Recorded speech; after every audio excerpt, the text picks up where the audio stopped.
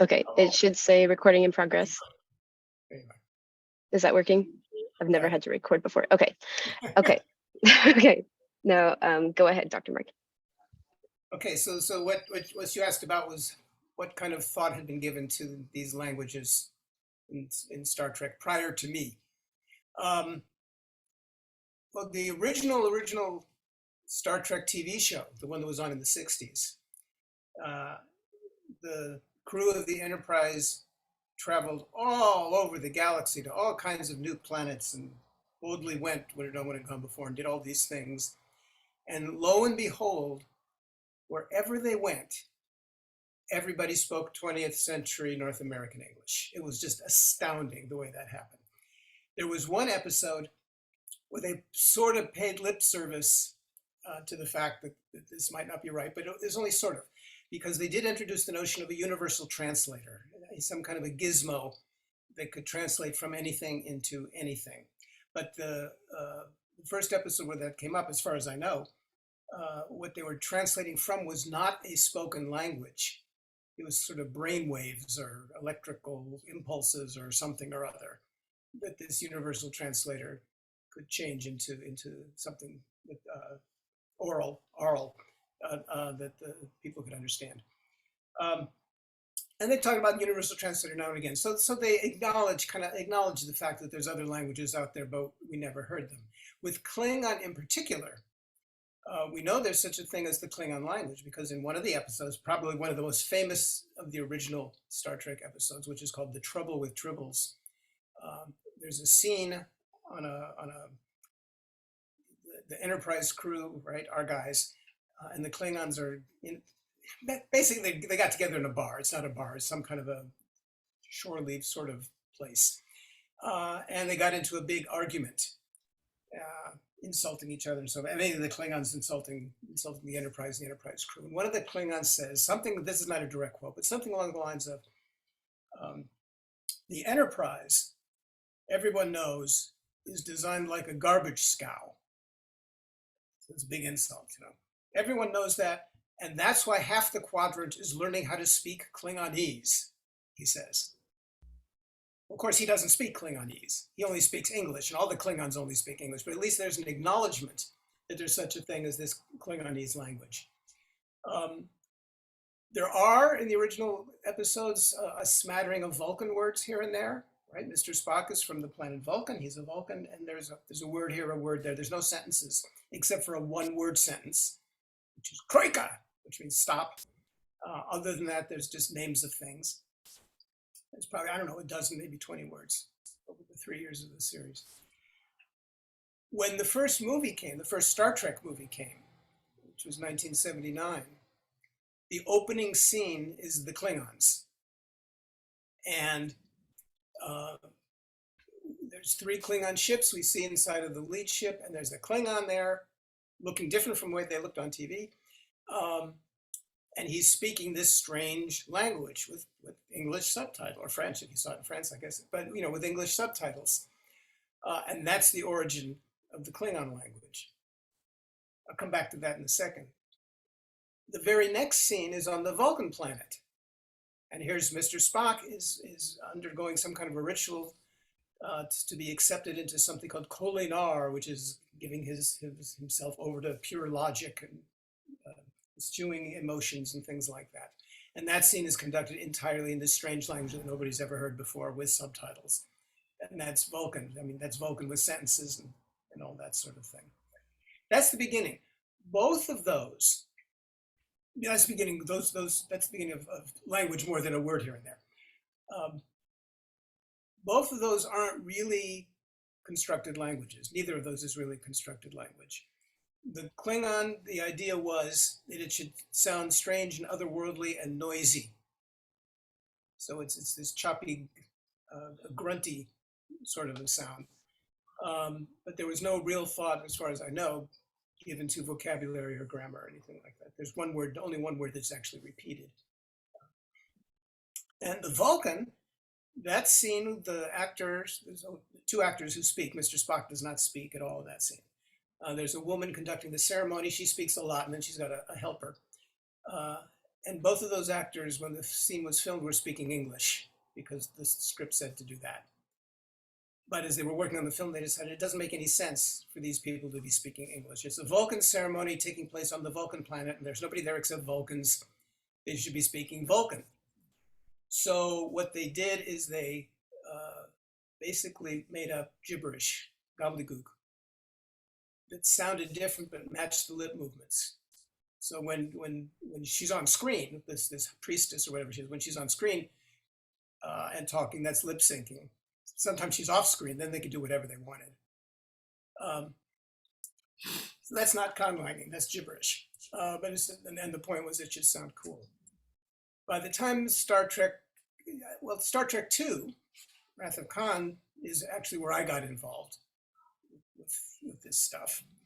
Because there's a little scene in the film where Mr. Spock, again, and a female Vulcan character, new character, named Savik, have a short conversation. And it's the same deal as in the motion picture. When the scene was filmed, they were speaking English. But when they were editing the film, they said, you know what? They should be speaking Vulcan to each other for a number of reasons. Mainly because they moved, either they moved that scene or they moved some other scene in the film. And so the tense of one of the lines didn't make any sense. But if it wasn't tense, it was something. It just didn't make any sense anymore. So it was the same thing. So I watched them. I watched the film of them speaking and listened to what they were saying in English and made up some gibberish that matched lip movements. Went in one day and taught the actress playing Savik how to say these silly lines. That was Kirstie Alley, if you know Kirstie Alley. And a couple of days later went in and did the same thing with Leonard Nimoy. And he recorded his gibberish Vulcan. And then I left. That was the end of that. And as I'm leaving, I realized I just taught Mr. Spock how to speak Vulcan. I thought that was a very cool thing for a linguist to do. And that would be the end of my Star Trek career, the end of my movie career. Anyway, about a year and a half later, the producer of Star Trek, executive producer, whatever his title was, Harv Bennett, called me up and said, well, we're making another movie. The villains are going to be the Klingons.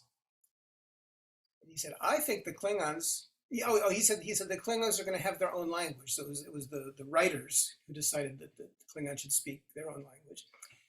And he said, you know, you did the Vulcan, even though it was silly. You did the Vulcan in Star Trek 2. Do you want to do the Klingon in Star Trek 3? So that's how I got to do that. And discussing it with him, this is where we decided, you know, this time it should be real. In order for this to sound like a real language and be taken as a real language by the audience, it has to be real. So that's where the conlanging began, constructing a language and sitting down and thinking about the sounds and the vocabulary and the grammar and all that sort of thing. Ever since then, even though you didn't quite ask this, but I'll go on anyway. Ever since then, ever since Klingon, anytime, and increasingly so, in a science fiction film or a fantasy film, if there's a civilization or a being or a creature or something that's not of Earth or not of the Earth that we know, they're speaking a conlang. There's more and more and more conlangs in Hollywood than there have ever been before. And now you kind of can't get away with this gibberish gobbledygook anymore because people will get right on you. Thank you. So I'll say again, just because I realized it wasn't caught in the beginning of the recording, thank you everyone for joining. And this is San Jose State University's Linguistics and Language Development Department's Student Associations meeting event with Dr. Marc Okrand, who has many accomplishments along with the Klingon and all of the language work with Star Trek. And many thanks to everybody who made this possible. And thank you to Dr. Marc for joining us. And thank you to everyone who was here participating. It's fantastic to see such a great turnout. I will continue with questions about Star Trek before we move on to other subjects, if that's all right. Okay, so another question, although we can kind of combine these two, is what kind of input did you get from non-linguist producers, directors, writers, etc.?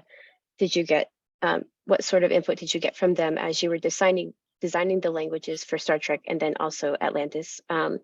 And what inspired you as far as human languages that are not conlangs to create some of the, did any of this, I guess, how did you incorporate it? Okay, so Klingon and Atlantean are opposite sides of the same coin. The coin is the conlangan coin, but the approaches are opposite from each other. And what I mean by that is this: for Klingon, in talking about it with Harv, the producer and writer, actually for Star Trek 3, and some other people, is they had some notion of what the language should be like, but mainly they said do what you want. They described in the script for Star Trek 3, it says, Klingon is a guttural language. Commander Krug is the main villain in Star Trek 3, and in the script it says, Krug says in his guttural Klingon, blah, blah, blah. Guttural, as you probably know, is not a technical term in linguistics. So I assumed what that meant is, and so forth, is what they were driving at. And that's about it. What in Hollywood, not just for Star Trek, but in general in Hollywood, what the producers and so forth are concerned about is what it sounds like. And they leave it to the linguist making up the language to deal with vocabulary and grammar. As long as you can say what it's supposed to say, and there's a word for my favorite gizmo here and stuff like that. They're concerned with the sounds and no other instructions above and beyond that. And I think if you talk to other conlangers who've worked in Hollywood, they'll say the same thing. For Klingon in particular, since there was Klingon in the first movie, I had to use that as a starting point. So there's, I don't know, half a dozen, 8, 9 words, I shouldn't even say words, syllables in there. And that was the start. So I made a phonetic inventory, a phonemic inventory based on that. Looked at the phrases and the subtitles and said, okay, that's what that phrase means. But, for example, there's a 3-syllable phrase in the original motion picture, which is cha yehush. Is that 1 word or 2 words or 3 words? I don't know. If it's 2 words, is it 1 syllable then 2 or 2 syllables then 1? I don't know. So I just kind of imposed a structure. I said cha was 1 word and yehush was a 2nd word because just had to get going with all this stuff. So there were some sounds, some syllable patterns established before I came along, and I expanded from that. And in expanding, I had sort of 2 things in mind. One was that this is supposed to be a non-human language. Right? Klingons are not humans. Therefore, now we're just talking about the sounds. We can talk about grammar later. Therefore, the sounds that they make don't have to be human sounds. On the other hand, 100% of the actors portraying the Klingons are human. So that all the sounds that I came up with had to be produced by a human vocal apparatus, right? So I couldn't make up sounds that humans can't do. So what I did was take sounds from languages other than English and sprinkle them in there amongst the sounds that were already there in the motion picture, so that it wouldn't sound like English. And then I was focused on being non-English. I say non-human, but what that really means primarily is non-English because it's an English language film, even though it's all around the world and got dubbed and all that kind of stuff. And the third thing I had to bear in mind is that the actors, not only did they have to be able to pronounce everything I told them to pronounce, but they had to learn their lines and remember them, and so on. Therefore, it couldn't be too hard from that point of view. So I'd say probably about 2/3 of the sounds in Klingon are perfectly good English, North American English sounds. And the other third or so are the strange ones. Strange either being not in English at all, like right? Or perhaps being in English but not being in North American English, being from a different dialect, from a different part of the world or something like that. So that's where the sounds came from. There's no sound in Klingon that you can't find in some language or other. But the collection of sounds is unique and should not be in a human language. No human language would have that particular collection of sounds because, as you know, because I'm speaking to linguists here, sound systems are patterned and stuff, and Klingon violates the expected patterns, and that's on purpose because it's supposed to not be a human language. So that's where that came from. Atlantean, on the other hand, I don't know how many people have seen that, but the story is that a group of explorers manages to get to Atlantis. They go underwater somehow or other and get to Atlantis. They encounter Atlanteans, right? Atlantis natives who speak their own language. And they are accompanied, our group is accompanied by a linguist. It's a guy named Milo Thatch. He works at the Smithsonian, and he's deciphered or is in the process of deciphering Atlantean, mostly written Atlantean, but nevertheless spoken as well. He's dealing with, so he's the interpreter. And when they finally get to Atlantis, the Atlanteans kind of creep up and poke their heads out and stuff and become brave, and they start a conversation, start trying to communicate with our guys. And they start in French and Spanish and Chinese, I don't know what, a whole bunch of human languages, and eventually kind of home in on English, which is fortunate for the English-speaking viewers of the film that they all speak English. One of the characters says to Milo, "How did they learn our language so fast? I mean, how did the Atlanteans learn English so quickly?" And Milo says, "Oh, that's because their language is based on a root dialect. You know, like the Tower of Babel, the language that all the languages in the world came from," something along those lines. And I saw that in the script before I'd done anything. And I said to the producer and the directors, I said, this really doesn't make any sense. There's no such thing as a root dialect or root language. And even if there was, Milo's not going to know anything about it. So let's come up with another reason that they're speaking English. And I made, 3 or 4 suggestions, but the line stayed in the film anyway.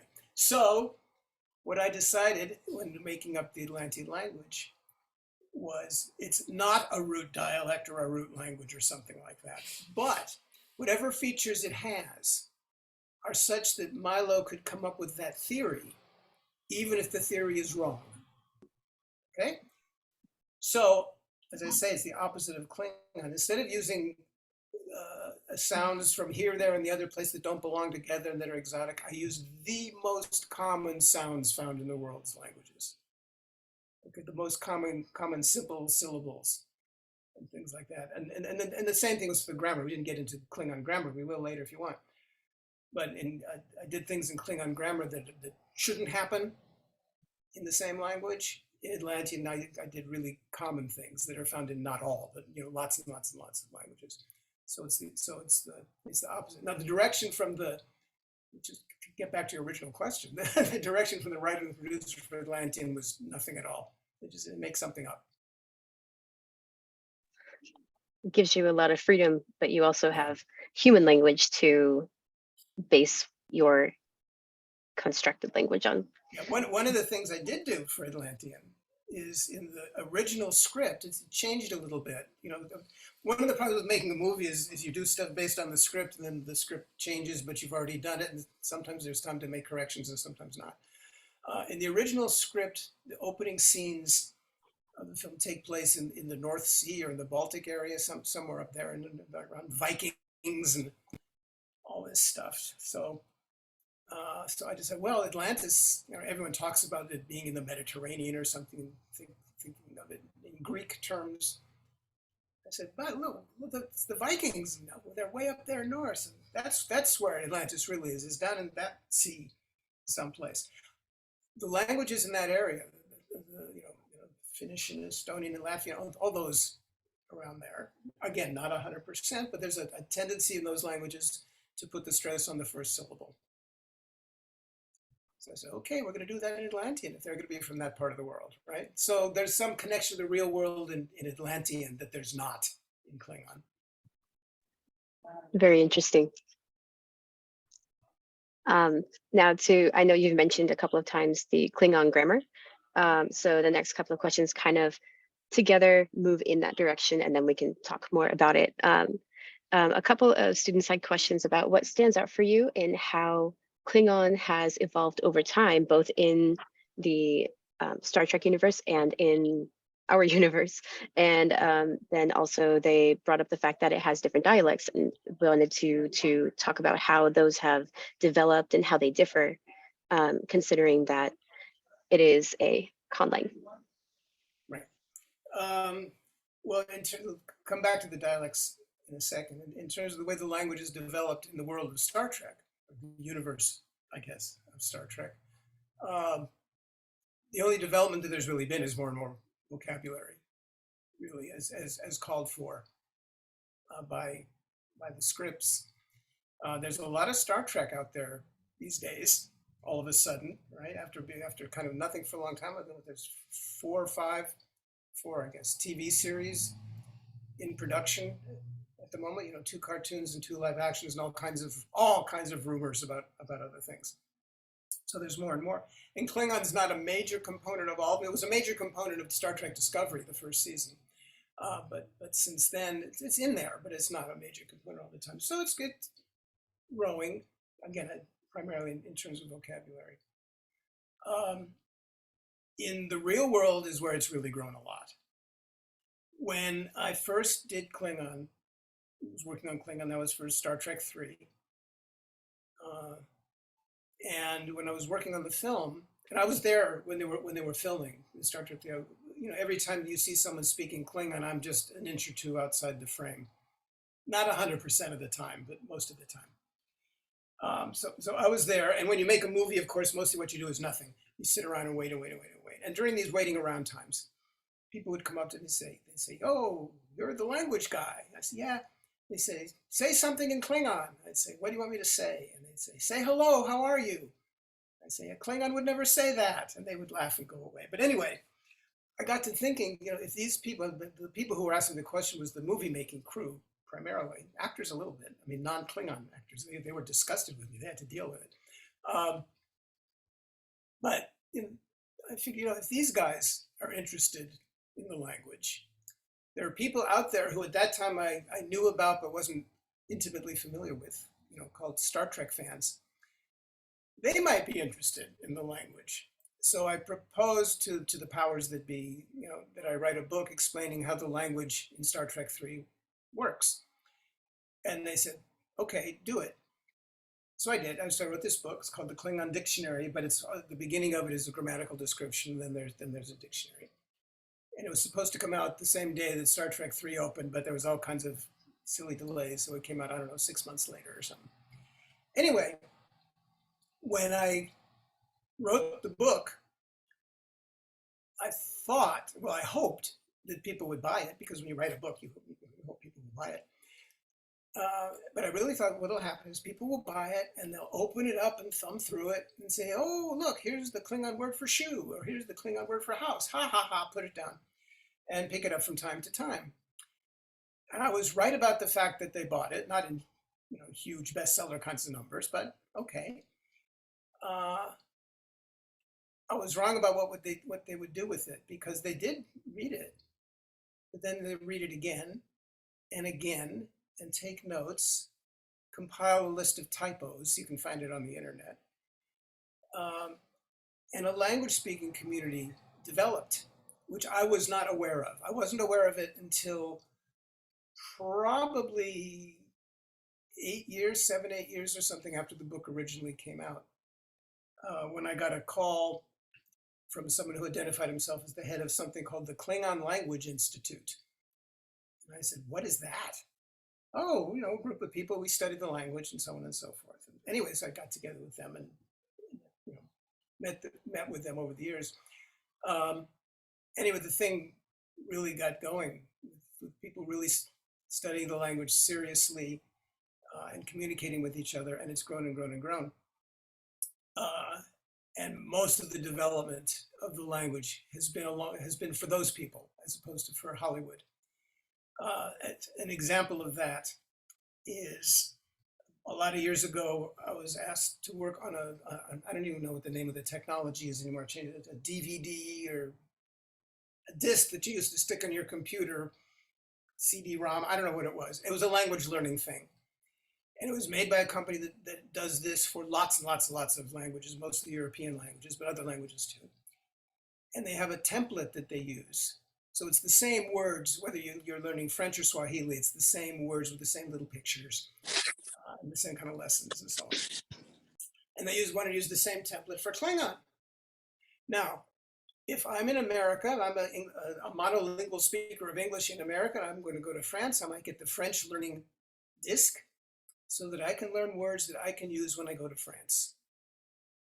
For the Klingon one, if I'm a speaker of English and I want to learn Klingon, all the words were words that are very good for going to France.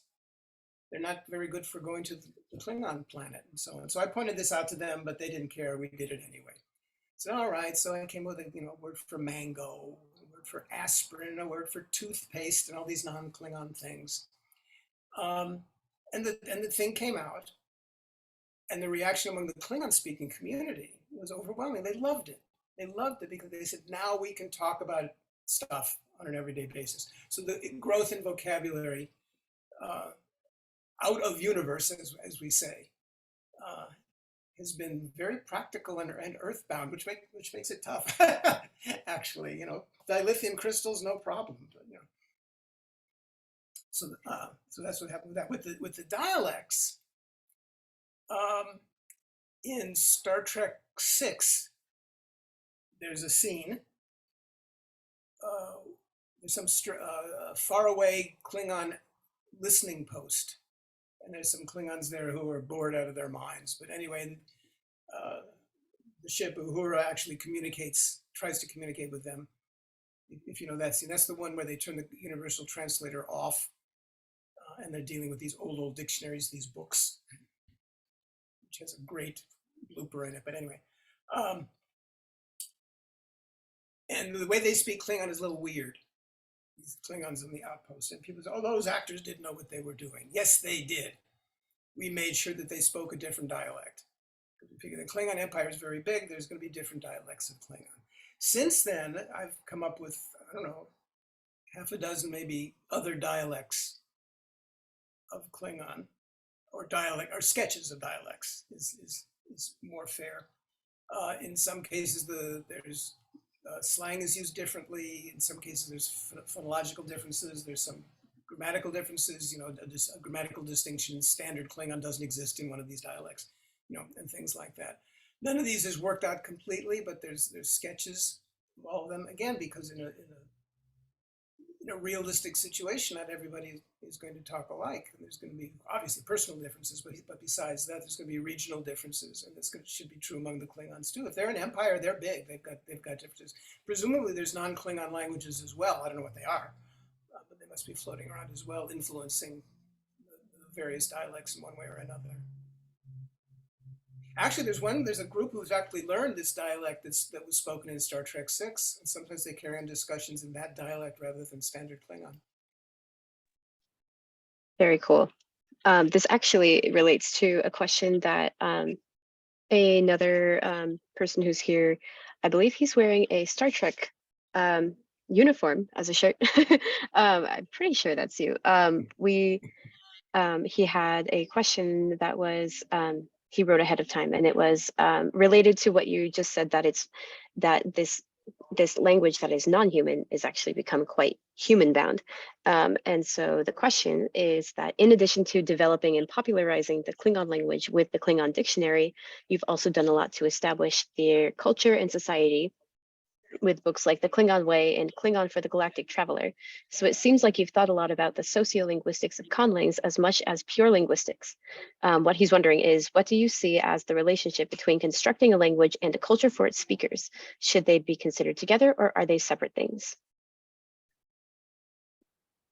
About, I don't know, 7, 8 years ago, 9 years ago, I was invited to give a talk at a university about Klingon and stuff like that. And while I was there, they invited me to a class in conlanging. There was a whole semester class in conlanging, which I don't know if you have any there in San Jose, but they're popping up all over the place. And I visited the class, and the students had various questions and so on. And the very last question, as it turns out, before the class was over, was, if you're going to make a conlang, what should you do first? What's step one? And what I said, well, you need to think about the sounds, assuming it's a spoken language. You need to think about the sounds, what they're going to be, then you build from there. And the class was over, and I left. And as soon as I left, I said, boy, was that a bad answer. That was the wrong answer. The right answer should have been something along the lines of, if you're going to make up a con language, step one is, who's going to use it? Who is it for? Are they humans or are they non-humans? Is it on Earth or is it some other planet? Is it a made-up fantasy world or is it a more practical world? Is it something related to Russian somehow or other, and so on? Okay, so the culture, the place the language is used, is key. Is step one to making up the language.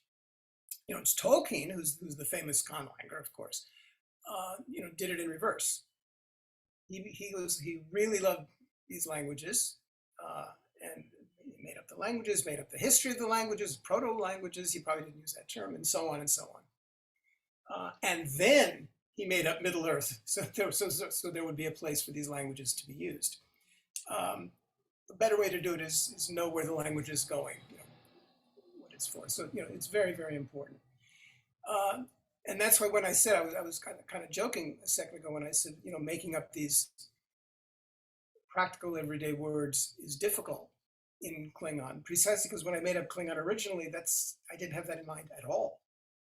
Okay, I was thinking outer space. There was, in fact, it used to say in Wikipedia, if you went to the Klingon language page in Wikipedia, and talking about, I have no, it's Wikipedia, who knows who wrote these things, but anyway, it said in Klingon, there's a word for bridge, meaning the bridge on a ship, but no word for bridge, meaning the bridge over a river, okay? And just because of the way the language came about. I saw that in Wikipedia. There is now a word for bridge that goes over a river, and Wikipedia has been updated, so that line isn't there anymore. But yeah, those words, those words, and those are the words that people want. And they also want to talk about Earth things. So I get requests all the time. We need a word for. We need a word for. We need a word for. And I don't know. A quarter is probably too high, but some percentage of the things are. What's the word for camel? What's the word for rhinoceros? Well, Klingons wouldn't have a word for camel and rhinoceros other than a loan word or some word that they made up when they visited Earth or something like that. But even dog, okay, and so on. So yeah, those are hard, but they're growing. There's ways to talk about all these things. It's very exciting. It's sort of like watching a language expand. Yeah, like when the dictionary first came out, which was 84, 85, they sent me the cover before the book came out. And on the back of the cover, was blurbs to get you to buy the book, I guess. And it said, something like, learn Klingon, the fastest growing language in the galaxy, or something like that. And I said to them, how can you say that? What do you mean it's the fastest growing language? How do you know? There's all kinds of languages that people are learning. And they said to me, how many words are there in Klingon? And at the time, I don't know how many there were, 1,000 maybe not that many. And they said, that's not very many, is it? And I said, no. So if you add one more word, then percentage-wise, that's a big growth, right? Yeah, fastest growing language in the galaxy. Very cool. Now I have a few questions that can sort of be conglomerated into one about grammar. And then I'd like to leave the last 15 minutes for live questions. So hopefully we can condense the grammar, although of course we could probably have an entire meeting about it. So we wanted to know about when working with sentence structures, do you prefer any sort of subject verb object ordering, and have you ever experimented with languages that have limited consonant and vowel combinations like Japanese? And then also the fact that honor is a very important concept to Klingon. So did you incorporate honorifics, and how, if so, into the language, considering I guess that's sort of a cultural grammatical Yeah, question. let's do that one first, because otherwise I'll go off in some direction and forget. There's, honor is important, so there's a number of different words dealing with honor in Klingon. That's vocabulary. Grammatically, there is an honorific. There's a suffix that you stick in there if you're speaking, if you're trying to honor whoever it is that you're speaking, and culturally, if you use that inappropriately, that's a bad thing. Yeah, so that's definitely in there as a little grammatical piece. See, so I already forget. The syntax, the word order. In making a Klingon word order, well, I'm going to talk about Atlantean too, but making a Klingon word order, I had to think about that. Okay, it's a non-human language, but if they're going to say, a simple subject, verb, object kind of thing, there's 3 words, and you got to say them, even if you're interested in grammatical things, you got to say those 3 concepts, and you can't say them all at the same time. They just be one after the other somehow. And in English, as you know, it's subject and then verb and then object. So I looked around the world, see what other languages are doing, and of course, found examples of everything. And what I mean by that is, of those 3 elements, subject, object, and verb, there's 6 possible permutations. Subject, object, verb, verb, object, subject, object, whatever. There's 6 of them. And if you look around the world, you'll find languages whose neutral order, I mean, you can do all kinds of fancy things in languages, whatever the order is, but kind of a neutral basic order. You'll find examples of all 6. Okay, but some of them are a whole lot more common than others. So the one that English has, for example, subject, verb, object, is extremely common. Verb final ones are common.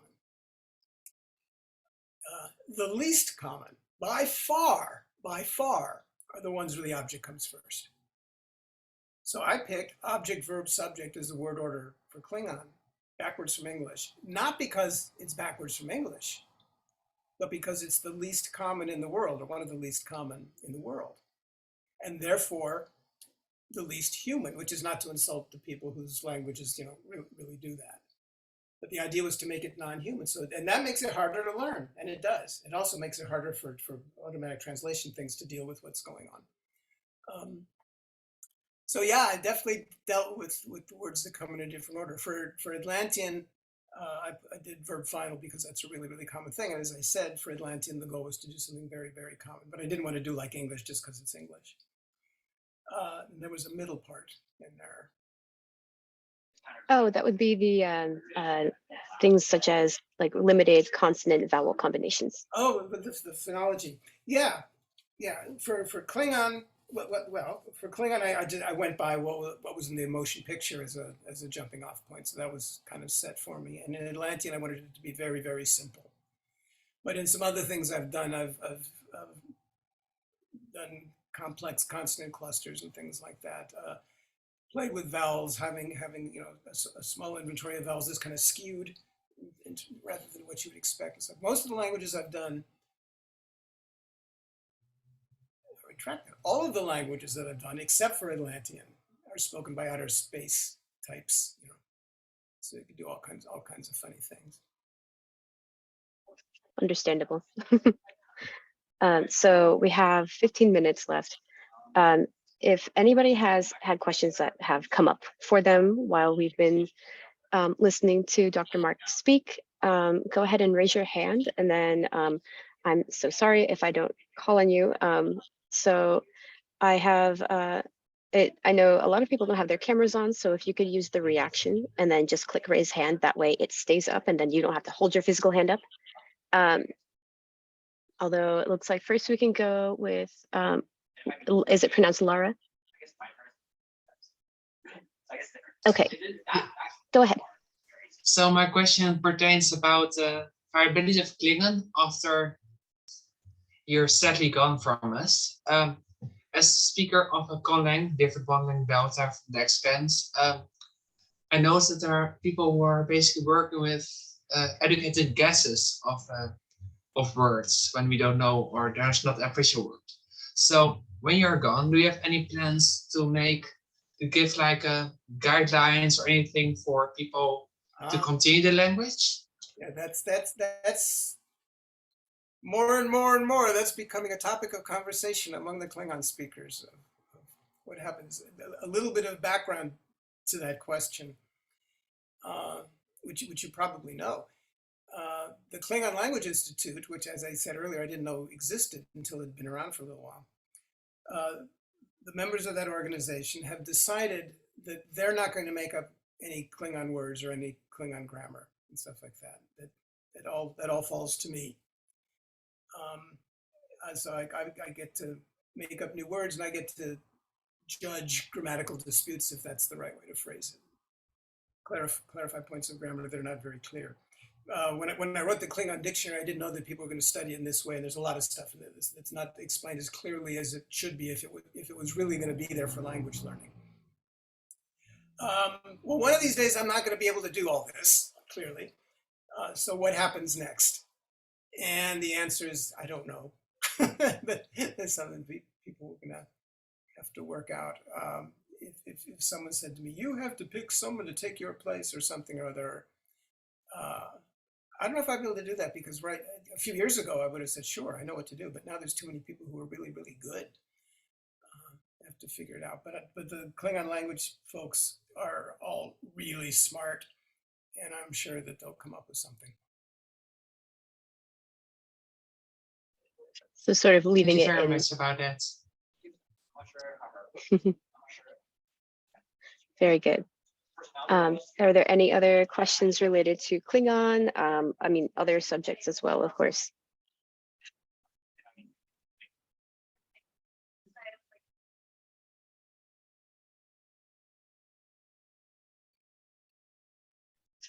If not, feel free to raise your hand. Oh, okay, yes. Dr. Chris actually has one. Go ahead. Yeah, thanks for the talk, Mark. This has been really lots of fun. So the one question I'm sure is secretly on everyone's mind is, how did you get that call in the first place to get involved in this kind of work? So the call for Klingon is easy. I got the call for Klingon because I did that little bit of Vulcan before. So the real question is, how did I get to do Vulcan? And the very, very, very short answer is luck. The slightly longer answer is, it actually has to do with closed captioning, which, as I say, is what I did for all those years. When closed captioning was brand new, all the closed caption shows had to be on film or on tape, so we could get a copy of it ahead of time and watch the film, watch the tape, pause, write down what we heard, do whatever you have to do, hear the next line, pause, and so on, go back and listen to it all over again. But we couldn't do anything live. We couldn't do news. We couldn't do sports, things like that. We finally developed the technology so we could, and we decided that the first program that we did on the air that made use of that technology should be a program with high publicity value and relatively low probability of error, in case it wasn't as good as we thought it was. So we picked the Oscars. The publicity value was obvious. And in fact, on the Oscars that year, they did say, and the Oscars for the first time ever are closed captioned and blah, blah, blah. The low probability of error is, giving away no secret here, is the Oscars are scripted. They're legitimate. I mean, they don't know who's going to win. But all this stuff is, the job of the cinematographer is to make the actor look good and blah, blah, all that kind of stuff is all scripted. So we could get the script ahead of time, basically put it all in a computer, and then as the show is going along live, just display the captions as they were reading their own teleprompters or reading the script. And when it got to the live part and the Oscar goes to, then switch to the live technology, do that for a minute or whatever, then back to the script. And that way, as I was saying, if the live stuff wasn't as good as we'd hoped, at least the bulk of the show would be good. So that was the proposal to the Academy. And they said, okay. And they said, we'll give you a script, but it keeps changing. So you have to make sure that you have the latest edition of it, because otherwise what you have in your system and what the actors are going to say and the presenters are going to say are not going to be the same. So you need to have someone keep track of all this stuff. And somehow or other, I was given the job of keeping track of all this stuff. So they flew me out to Hollywood. I arrived on a Monday, I remember Monday morning. The Oscars used to be on Monday night, so this was Monday the week prior. And called up, ABC and called up the Academy, and I said, here I am. And they said, great, welcome to LA. We'll have something for you Wednesday night or Thursday. So I had Monday, Tuesday, Wednesday with nothing to do, which was fine with me. I grew up in Los Angeles. So I had family and friends there, but this is pre-cell phone and pre-email and pre-anything. I didn't call up, my family knew I was there, but I didn't call up any of my friends because I didn't want to call them and say, hi, I'm in town and I have no time to see you. I could stay home and do that. But suddenly I did have time. So I got on the phone, I'm calling around, and one of my friends said, where are you? Where are you calling me from? So I said where I was. She said, oh, that's like a mile from here. Come by for lunch. Okay. So I went to where she was for lunch, which is where she works. She worked at Paramount Pictures. Her boss was Harv Bennett, right, who was the producer of Star Trek II. And that movie at that time was in post-production. It was all, the filming was all done. They were doing editing and things like that. So I knew where she worked, obviously, that friend.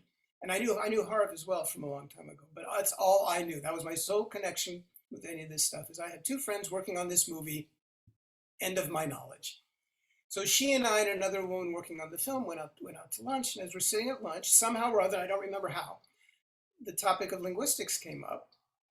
Everyone pay attention now. The topic of linguistics came up, and the woman who I had not met before says, yeah, I understand that, that you have a degree in linguistics. I said, yeah. She said, that's really interesting, because we've been in conversation with the linguistics department at UCLA.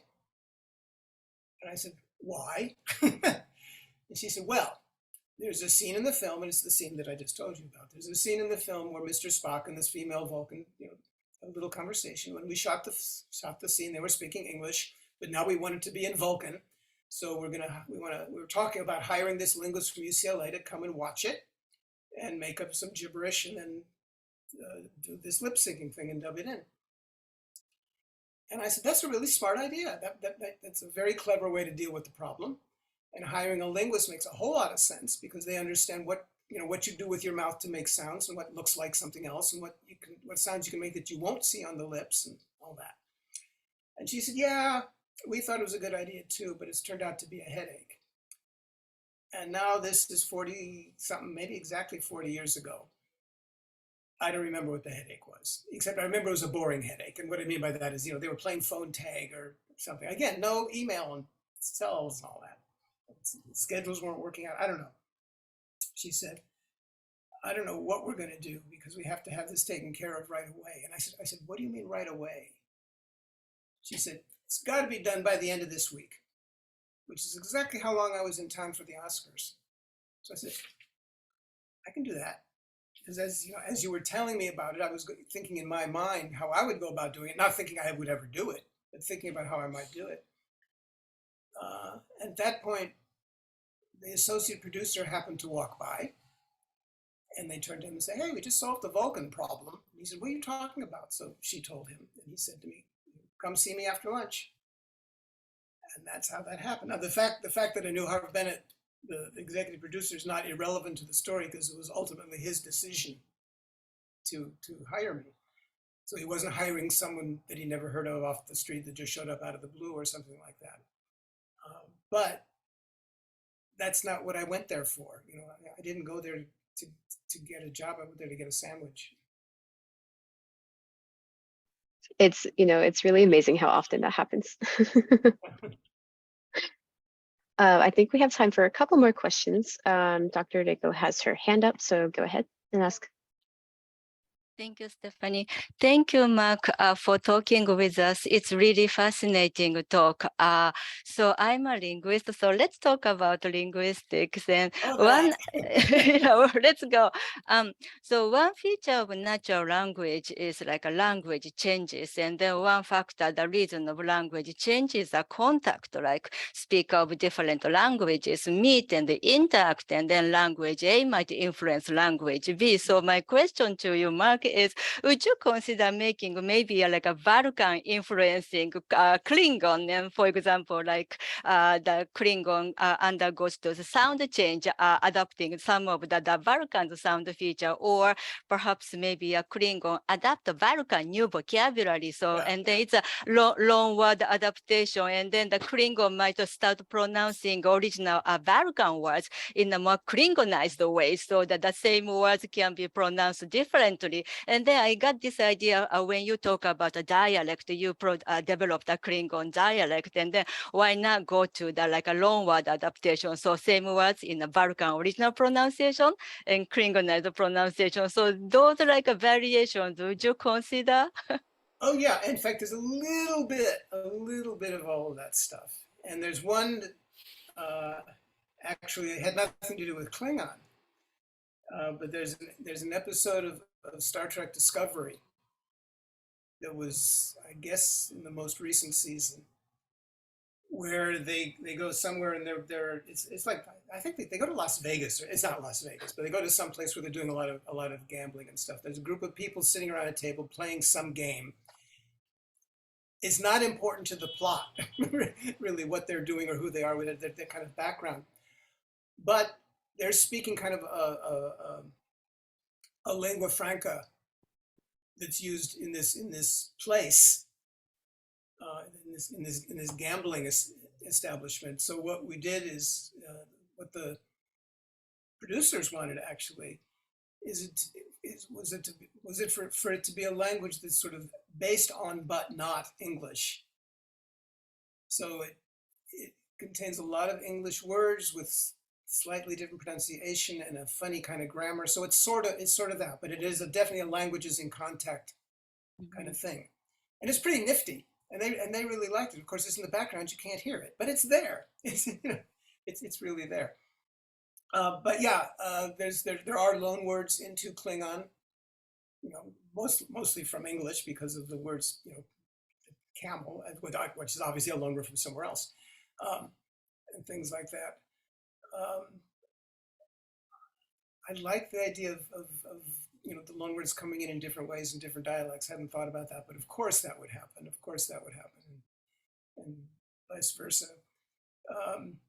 We know Klingons, you know, accept loanwords because they had to, because otherwise we couldn't talk about all these English things. There's also strange. This has nothing to do actually with what you said, but it just made me think of it.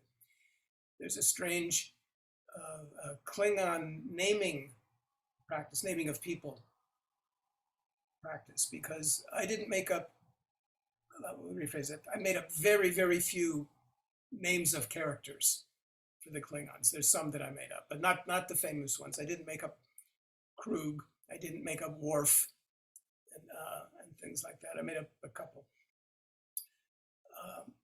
All the names that the writers tend to come up with are phonologically impossible in Klingon, but they keep doing it anyway. They came up with these names. That can't be a Klingon thing, but they made it up, and they're in charge. It's their show.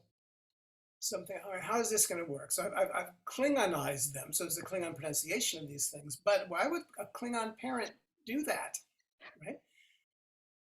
So you've been talking about language and culture earlier. Well, here's the way Klingon culture works in terms of naming your kid.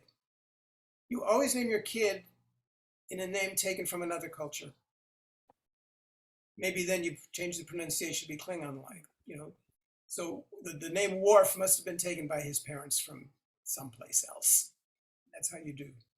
So it's fine that I have all these strange names. You know. One of the things I've gotten sort of good at with all this stuff is I'll come up with all kinds of linguistically interesting things, and then the writers will go off and do something else, including making up sentences that don't match the grammar, and making up words that don't make any sense.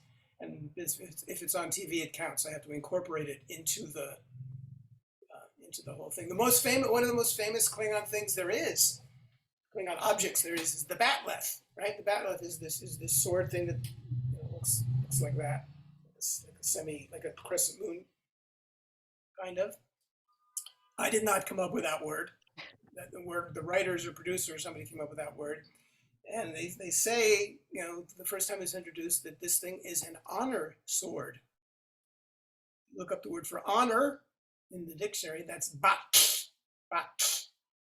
And the word for sword is et. If you write that in the transcription system I use, which we did not talk about, but anyway, if we write it because it's too bizarre. If you write it in the transcription system I use, it's BATLH''ETLH.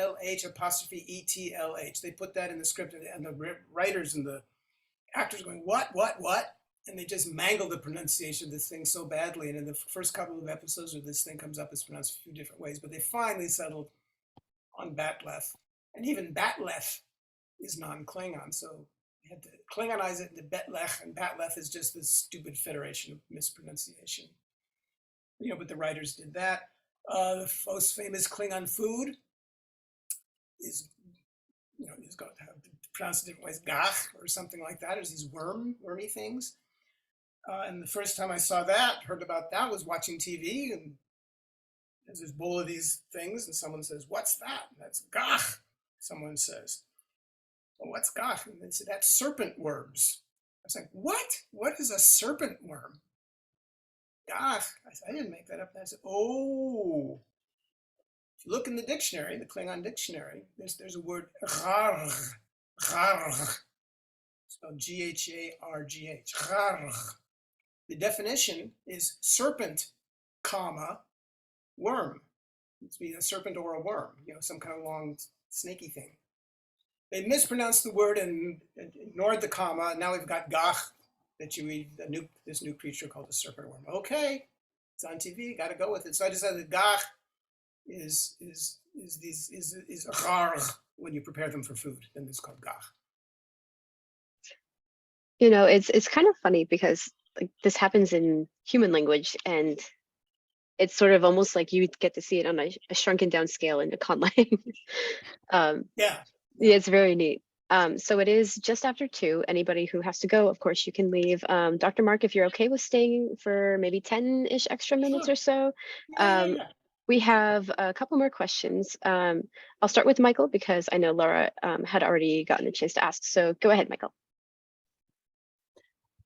Hi, I have a quick question about, at the risk of being heretical here, in con languages, in terms of, I was watching The Mandalorian and the sign language that was used, and I'm interested in, as somebody who's created a number of spoken languages, what your how you might interpret or how you might bring in those non-verbalized aspects of language, such as sign language, into something like Klingon or Atlantean, or if in your mind that's something altogether different.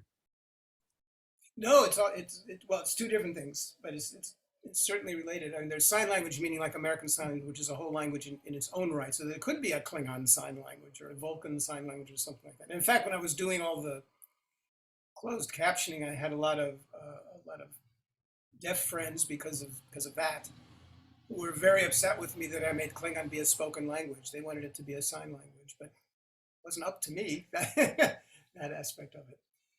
So that could be done.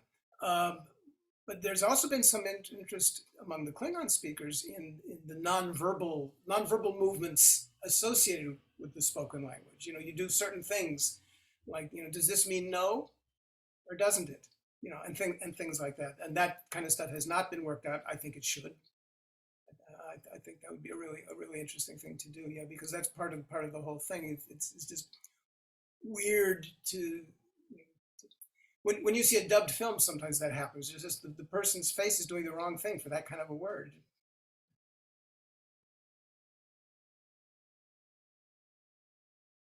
Thank you. That's fantastic. So interesting. All right.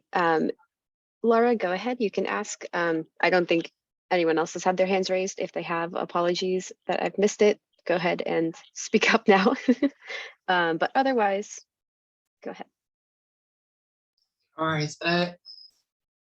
Can you, by the way, can you post where you can find the recording in the chat afterwards? Because I'm not part of this stage. We're in the Netherlands, so Yes, I want to yes. send to a friend of mine. All right, thanks.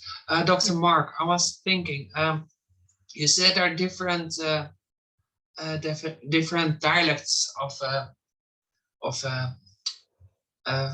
Klingon. I don't know how this in America, but in the Netherlands there's something called Algemeen Standaard Nederlands, Algemeen Beschaafd Nederlands. This means in Dutch there's something called Algemeen Beschaafd Nederlands, which means ABN for short, which means basically like the standardized government sanctioned form of Dutch.